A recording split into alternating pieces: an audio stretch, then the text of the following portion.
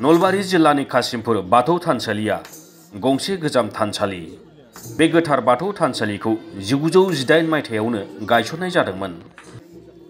बे थानसालियाव बोसोरफ्रोमबो खुंबोनाय बायदिनो देग्लायबो 67थि गोथार बाथौ आरो खेराइ फोरबोखौ साननैनि हाबाफारिजों 4 मार्च दाननि 17 आरो 18 खालाराव गाजा गोमजायै कासिमपुर ओनसोलनि सुबुंफोरा खुङो।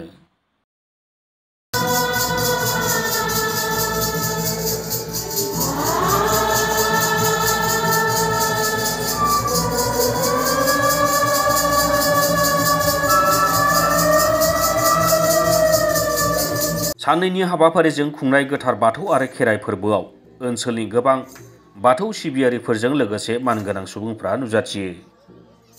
दुलाराय बाथौ गौथुमनि गाहाय नेहाथारि गणेश दैमारि बिथाङाबो बे बाथौ फोरबोआव नुजाथिनानै फोरबोनि हाबाफारिखौ मेहेरगोनां खालामो।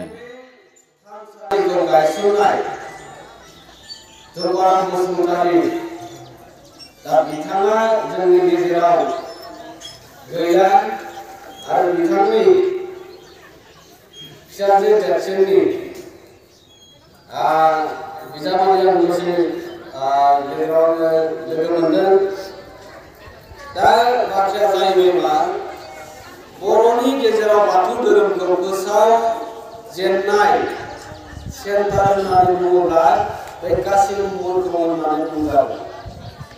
मानो होनोब्ला दिनै 1952 मायथाइयावनो बे थानसालिखौ गायसनदों, नाथाय बेनि आवगायनो बे जायगाफोराव बाथौ थानसालि लुनायनि बाथौ धोरोमनि थाखाय सावरायनाय माखासे दिनै 1000 बोसोरनि सिगांनिफ्राय जादोंमोनब्लाबो बिनि मोनसे अर्गानाइजेसन गौथुम हिसाबै दिनै धोरोमखौ फोसावलांनो हायाखै। नाथाय दिनै दुलाराय बाथौ गौथुमा 1992 मायथाइयावसो जोनोम। दा बे 1992 मायथाइयाव जोनोमब्ला दिनै जों साननानै नायदों बे कासिमपुरनि बाथौ थानसालिखौ नलबारि जेरै कामरुप जिल्लानि बिनि उनाव नलबारि नङा होमबा नलबारिनि उनाव बाक्सा जाबाय।